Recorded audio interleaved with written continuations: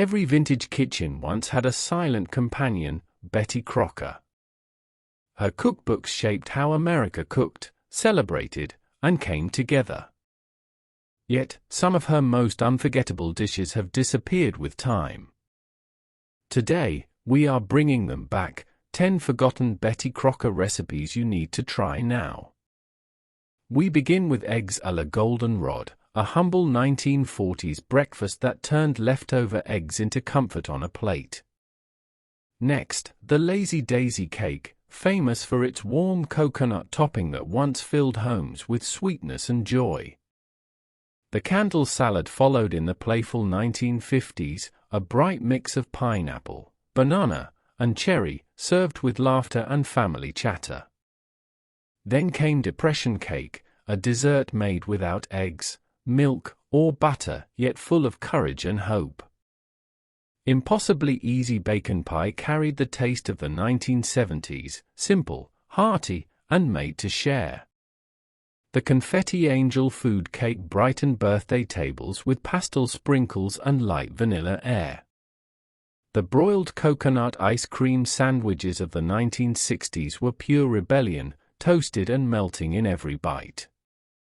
Then there was chipper chicken casserole, the dependable dinner that greeted tired families each evening. Old-time tomato aspic divided opinions, but it reflected an era unafraid to experiment. And finally, maple bacon upside-down cake, a perfect blend of sweet and savory that felt purely American. Each forgotten recipe holds a piece of history, a reminder of the creativity, warmth, and spirit that once defined American kitchens. You are not just watching a list. You are rediscovering memories worth tasting again. This is America's Lost Recipes. Let us bring the past back, one bite at a time. There was a time when American kitchens thrived on creativity, not convenience. During the 1940s, when rationing shaped every meal, one dish stood out for its elegance and thrift: eggs à la goldenrod. It was a recipe that proved even the simplest ingredients could feel special. This was not just breakfast. It was an act of care. Mothers across the country saved every egg, boiled them carefully, and transformed their whites into a velvety cream sauce poured over toasted bread. The final touch was the golden yolk, grated finely on top, a delicate crown of color and pride that gave the dish its name. It was often served on quiet Sunday mornings, when the world outside felt uncertain but the kitchen stayed warm. The aroma of butter and toast carried through the house, and families gathered, knowing that love had once again stretched a meal beyond its limits. In many homes, eggs à la goldenrod became more than food. It was a symbol of resourcefulness, a reminder that beauty could bloom even in times of hardship. Every bite tasted like gratitude, every plate told a story of endurance. Today, the dish has faded from cookbooks, replaced by faster, easier breakfasts. Yet it remains a reflection of an era when patience and intention defined American cooking. If you ever wish to taste the spirit of the 1940s, this is where you begin. Because eggs à la goldenrod is not just an old recipe, it is a lesson in finding grace in the simplest of things. There was a time when desserts were not about decoration but about feeling. In the years after World War II, when families sought sweetness after seasons of struggle, one recipe brought warmth back to American homes: the Lazy Daisy cake. Its name sounded playful, but it carried a quiet story of comfort. Housewives discovered that this simple sponge cake, baked with milk, eggs, and sugar, could lift the spirit of a weary week. When the cake came out of the oven, a golden topping of brown sugar, butter, and shredded coconut was spooned over it, then broiled until it bubbled and caramelized into a crisp, toffee-like crust. The scent filled the air with a promise that life was getting better. Children would wait by the oven door, eager for that first bite that cracked like sunshine. It was a cake that did not need frosting or fuss. It was cheerful on its own, soft, bright, and full of hope. The Lazy Daisy cake reflected the optimism of post-war America. It was light yet meaningful, thrifty yet joyful, simple yet elegant. Each slice carried the taste of homecoming, of laughter returning to kitchens that had once been too quiet. Over time, as recipes grew complicated and desserts turned extravagant, the Lazy Daisy faded into memory. Yet, those who remember it know that its sweetness was not just in the flavor, it was in what it represented. If you have ever longed for the taste of pure happiness, start here. Because Lazy Daisy cake is not just a dessert. It is a smile from the 1940s, served on a plate. This is America's Lost Recipes, where every forgotten dish tells a story worth remembering. There was a time when food was not only about taste but also about joy. In the cheerful kitchens of 1950s America, creativity ruled the table, and one recipe captured that spirit in the most unexpected way: the candle salad. It was a playful dish, born in an era when every meal was meant to entertain. Housewives wanted to make children smile, and presentation mattered as much as flavor. On a crisp bed of lettuce sat a ring of pineapple, a peeled banana standing upright in the center, and a bright cherry on top. A drizzle of creamy mayonnaise or whipped cream completed the illusion, a candle, ready to light up the family table. It may sound strange today, but in the 1950s, it was a genuine delight.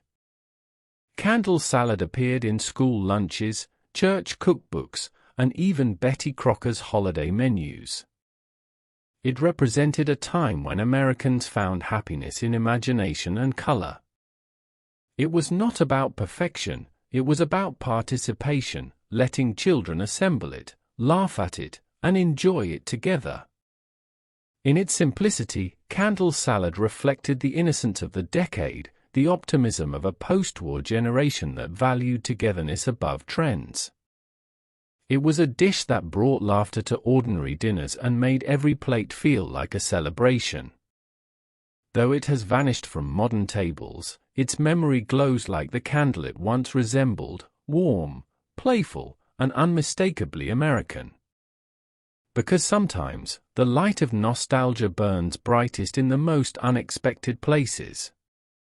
This is America's Lost Recipes, where every dish, no matter how whimsical, holds the warmth of a nation that once found joy in the simplest creations. In the hardest years of the Great Depression, when cupboards stood nearly empty, American families learned that resilience could be baked. From scarcity came a small miracle: the Depression cake.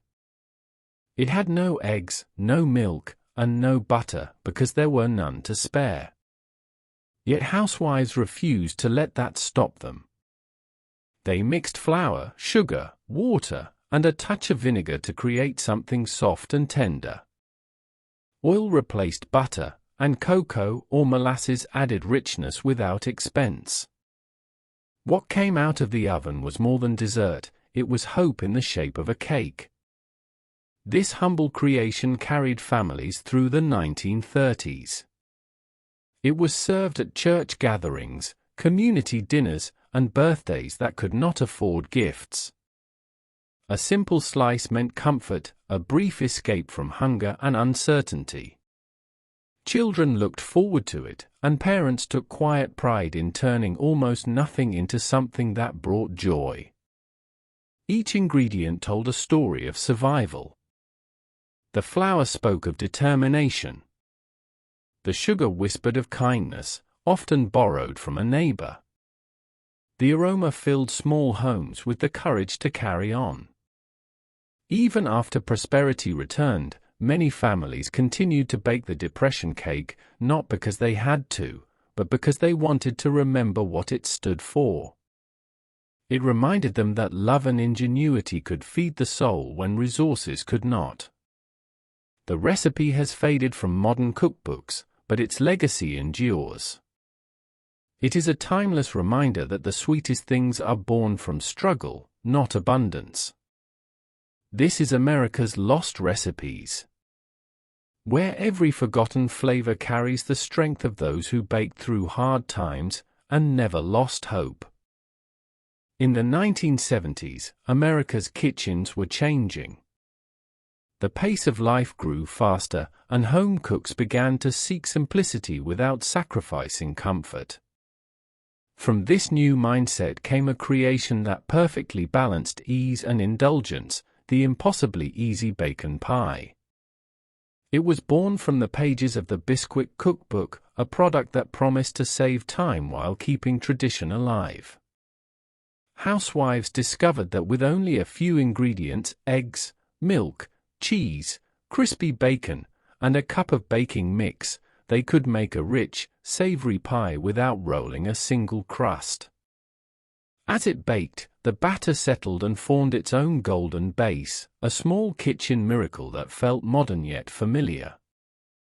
The aroma of sizzling bacon filled suburban homes, calling families to the table. It was a dish that fit every occasion: Sunday brunch, late-night snack, or weekday dinner.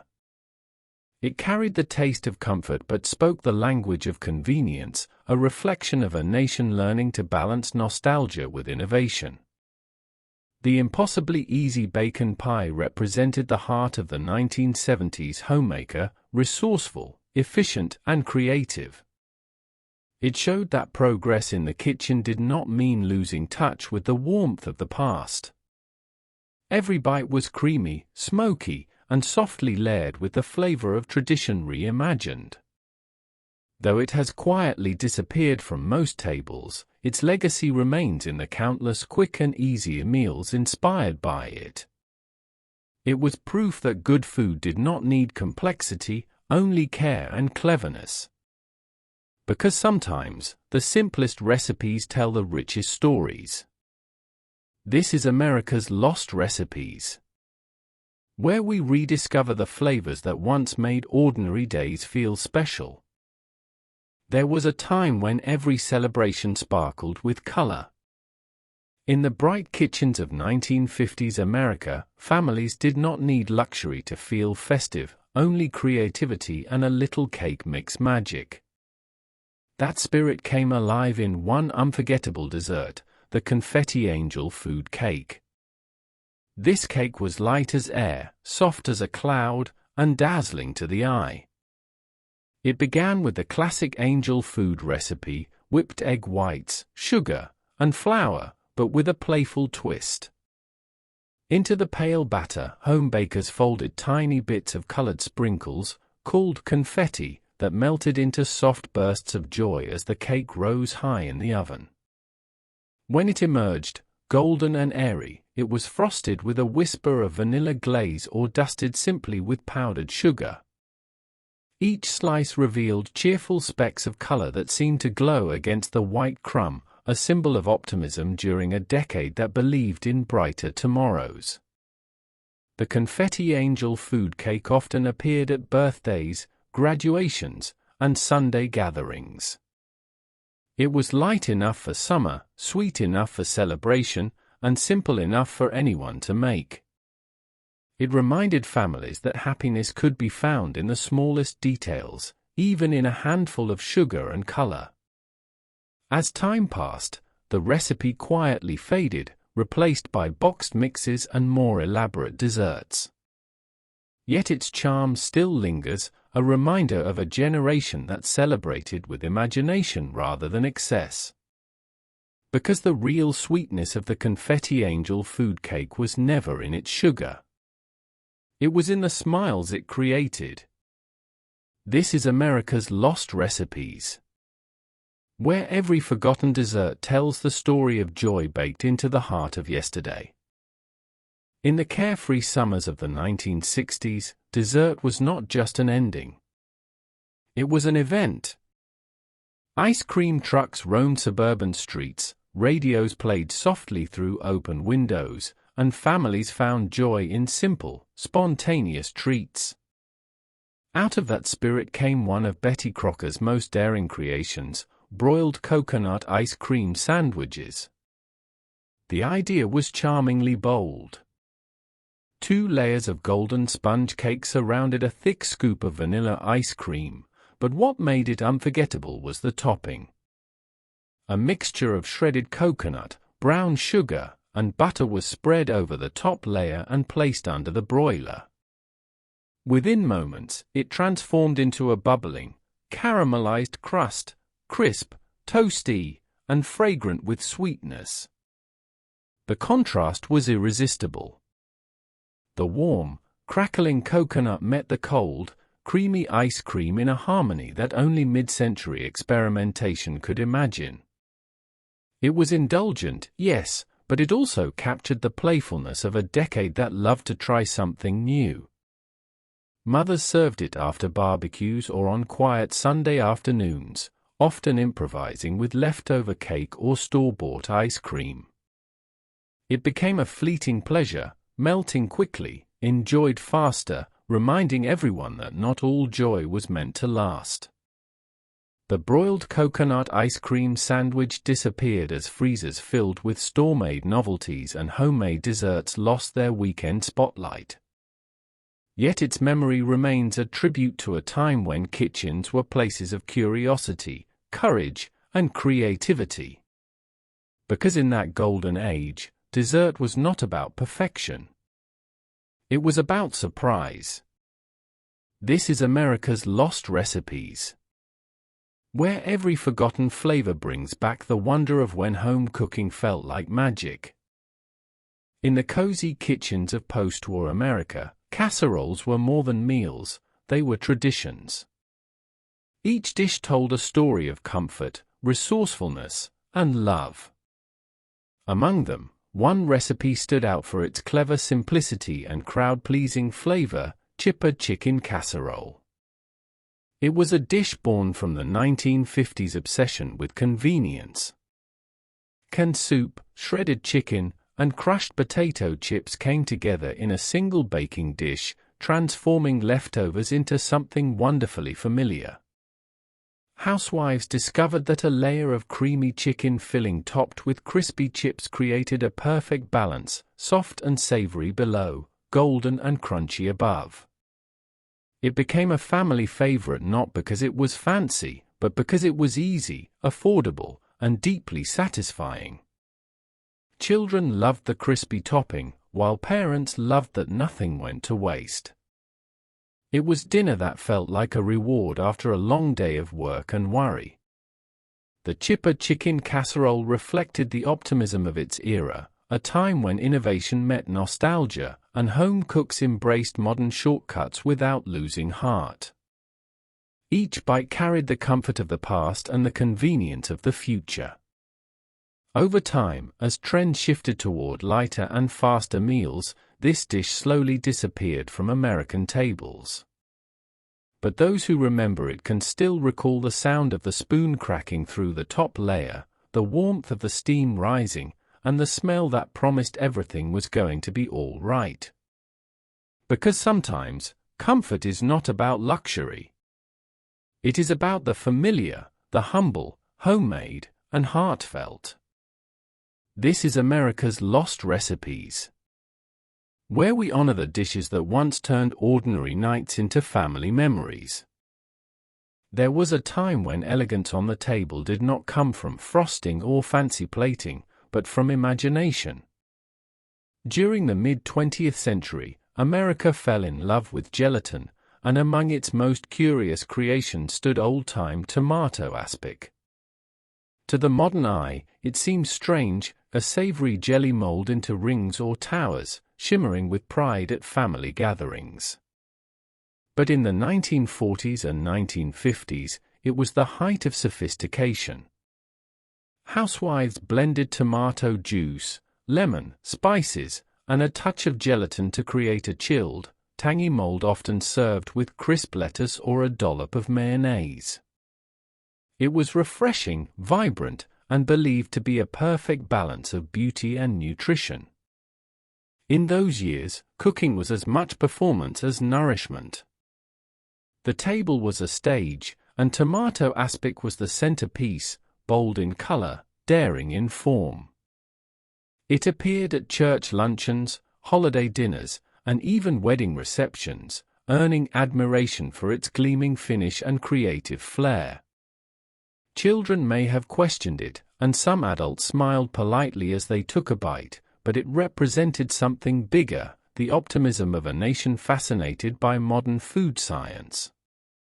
Canned goods and gelatin promised a future of endless possibilities, and tomato aspic was proof that the future could sparkle.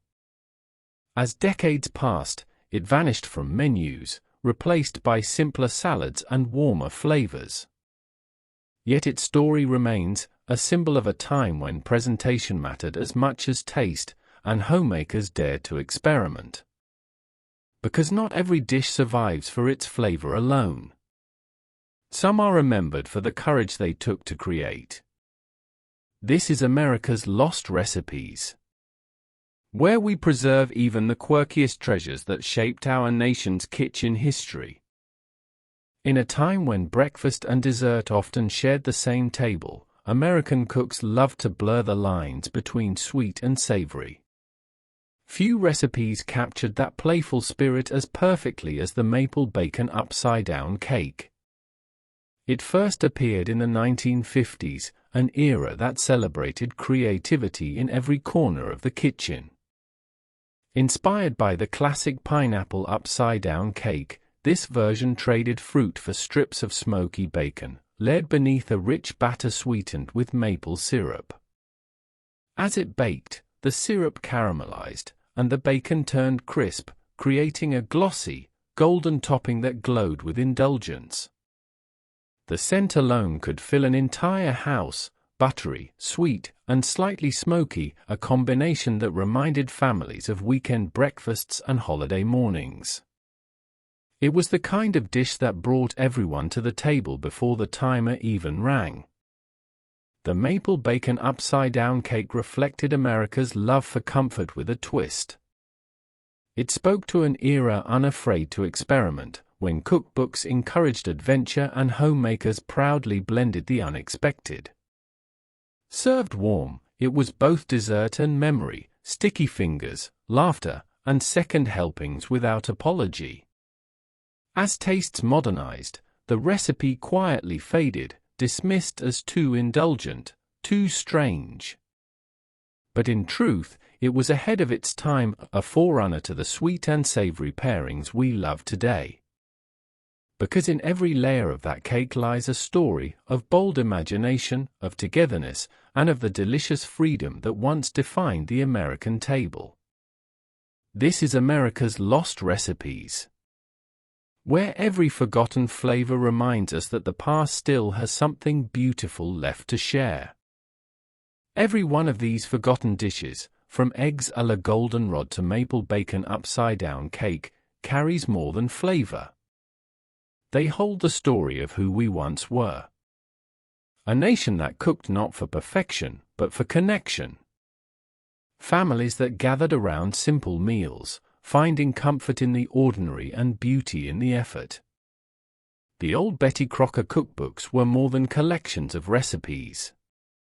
They were chronicles of American life, reflections of hope during hardship, imagination during recovery, and joy in the everyday moments that shaped our kitchens. Every page reminded home cooks that they could create something wonderful with whatever they had on hand. These recipes were not about luxury. They were about love, love written in careful handwriting on recipe cards, passed from mother to daughter, neighbor to neighbor. They told us that food was memory, that taste was time travel, and that even the humblest dish could become a legacy. As we look back, it becomes clear that these forgotten flavors still speak to us.